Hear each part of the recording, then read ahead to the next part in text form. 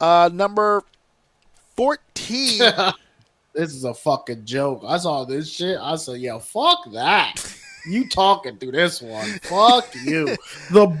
This is me reading it. The balls on this fucking guy to make this number 14. You got it. You fucking got it. It's all you, brother. Take it away. Okay, well, what he's talking about is I didn't choose a specific match. I wanted to highlight the show as a whole because number 14 is SummerSlam of 2001. And the reason why I'm highlighting the show, because again, we're doing moments, not necessarily matches. This particular, the moment that I'm considering when it comes to this show is prior to 2001, there was always, during the height of the Monday Night Wars, for those of you who didn't get a chance to live through that, there was constant conversations of what it would be like for WWE superstars to compete against WCW superstars. As the 90s contributed on, we started to throw ECW into that hat. I myself am guilty of that as well. I used to have conversations with my friends all the time. I used to write out fantasy cards. I think one time I was a kid. I didn't know what I was doing, but I think I did like a fantasy card of like ECW, WCW, and WWE, and my main event was a triple threat between Stone Cold, Goldberg, and Taz. So it's like that's... Oh, God, you almost had it. 2 out of 3 ain't bad, baby. Well, who was a little kid, dude? Who was the 2? Stop it.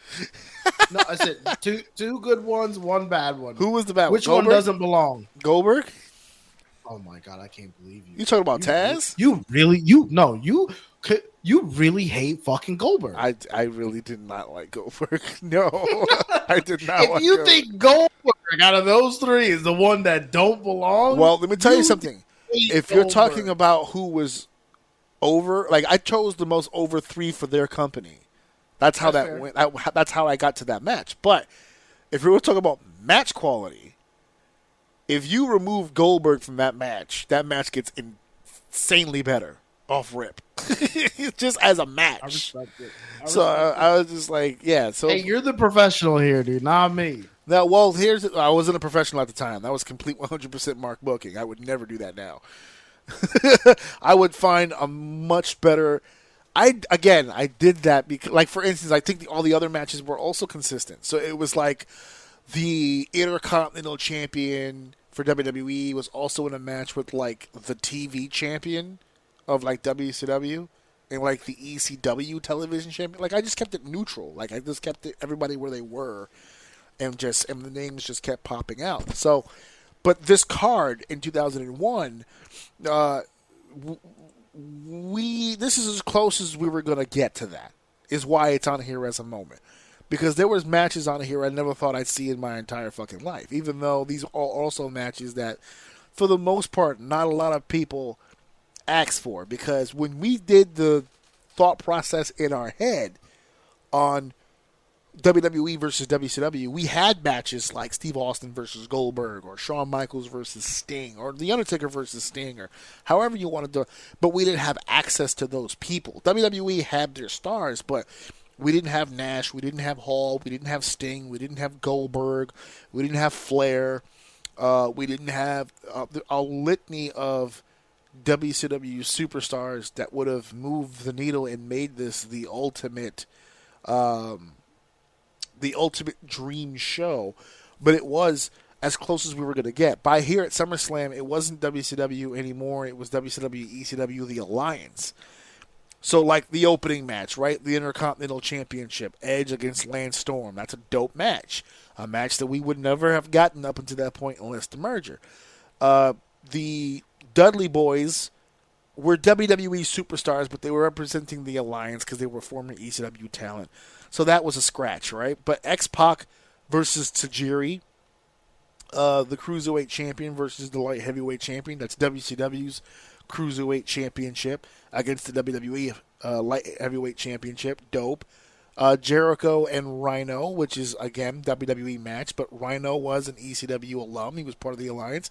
This is the match that everybody wanted to see, which was Rob Van Dam versus Jeff Hardy. Of course, there had to be a ladder match because why not? Kane and The Undertaker against Diamond Dallas Page against Chris Kanyon. Kurt Angle and Stone Cold, with Stone Cold representing the Alliance. Like I said, this is not the card that we wanted, but it was close. The Rock against Booker T for the WCW Championship. And that's the only reason we got close. If I'm reading this correctly, every belt changed hands this night. I'm looking at it now. There's 2 belts that looks like both sides were defending a belt, so that's inevitable. Yeah, right. But every other championship match, X-Pac and Tajiri was a unification bout. X-Pac won the title, but he didn't lose his. But yeah, you're right. Sure, but a title changed hands. Right? Hardcore. This entire card, the titles changed hands. Yeah. Did you realize that? That's pretty sick. Well, no. Kurt Angle, Stone Cold. Kurt Angle won the match by DQ. Stone Cold state champion. See, I missed that. That belt didn't change hands, but Gotcha. but still a good catch because I didn't realize until you just mentioned that the titles, all those titles, did change hands. They actually did. They actually did end up putting the belt on Kurt about a month or 2 later in Pittsburgh. No, it was a month later. The next pay-per-view, Unforgiven, when they did it. That was when I think Kurt Angle kicked out of like 17 Stone Cold Stunners. They buried that fucking finish. Anyway, yeah. So that's why it was on this list. It's as close as we were going to get. Is it the pay-per-view we wanted? No, but they did the best they could. So that was the Invasion show of 2001.